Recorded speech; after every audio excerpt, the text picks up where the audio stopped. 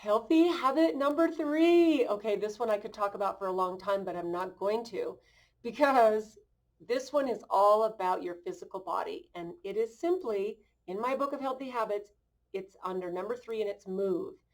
We are designed for movement. In fact, when we stop moving, we literally start dying. Our system, our body, everything about our physiology, our physical health, our emotional health, our mental health requires that we get things moving. Your circulation, your digestion, your nervous system, your sleep patterns, your sex life, everything about being a human requires you to move. And this is something that I was super lucky. I grew up with a dad who was a botanist. We used to go on family campouts. We would go up into the hills where we lived in Idaho, and we'd uh, build a bonfire and we'd have dinner. And then he would literally let the tailgate down on the station wagon or whatever vehicle we were in, mostly a station wagon. And he would drive really slow, and almost all of us little kids would run. We would run behind the car, we would run in front of the car, and we would literally run from where we had our camp out 3 or 4 miles up the canyon, sometimes longer, and we would run home. We would run all, and my dad would just go super, super slow. My mom would be there in the seat with maybe one of the babies in her arms.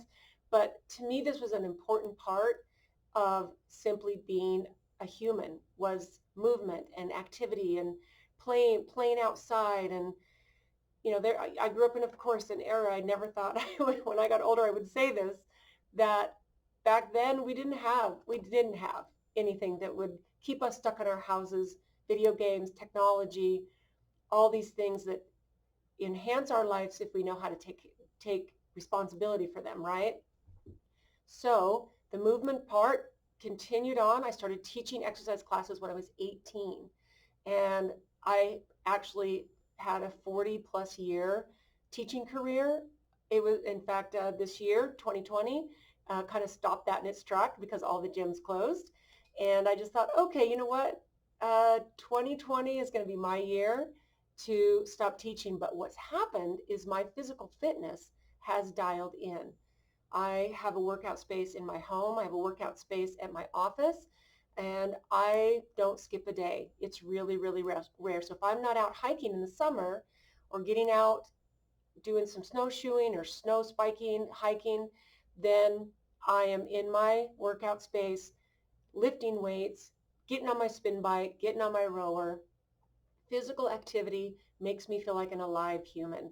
And I would highly encourage you that if you are not active now, make this the day to get up and get active. Go out and walk. If it's winter where you are, bundle up.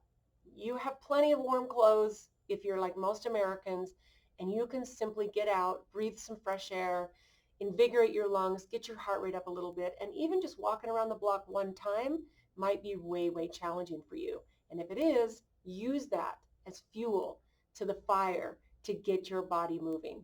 That's healthy habit number three. So have a brilliant day and get your butt moving.